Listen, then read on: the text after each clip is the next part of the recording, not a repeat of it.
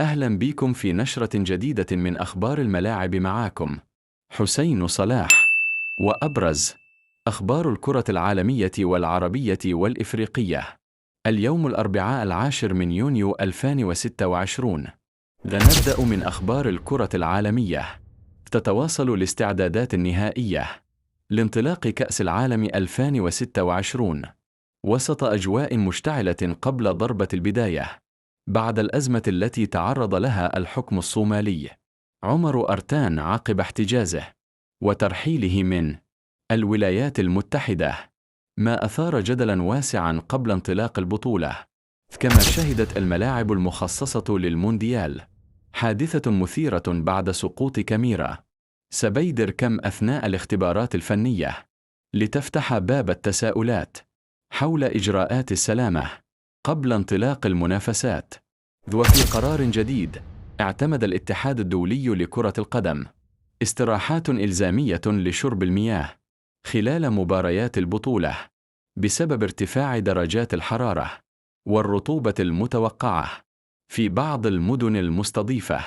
ومن جانب آخر أكد ليونيل ميسي أن منتخب الأرجنتين سيدخل البطولة بهدف الحفاظ على اللقب العالمي، مشدداً على جاهزية التنجو للدفاع عن الكأس. ننتقل إلى سوق الانتقالات الأوروبية.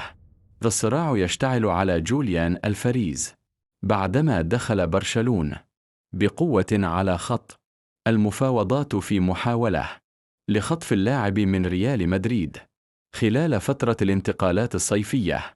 كما اقترب مانشستر سيتي من تجديد عقد المدافع الكرواتي يوشكو غفارديول لضمان استمراره مع الفريق لسنوات إضافية.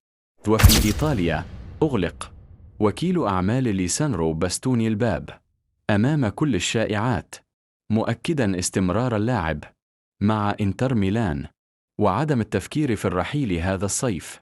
وننتقل إلى الكرة العربية والإفريقية.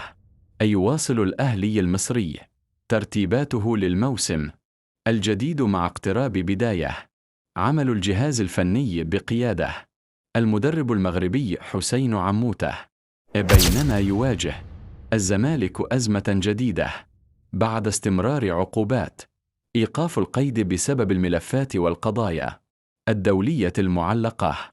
وعلى الساحة الإفريقية أصدر الاتحاد السنغالي لكرة القدم بياناً رسمياً لتوضيح أزمة تفتيش لاعبي المنتخب في المطار بعد الجدل الذي أثارته الواقعة.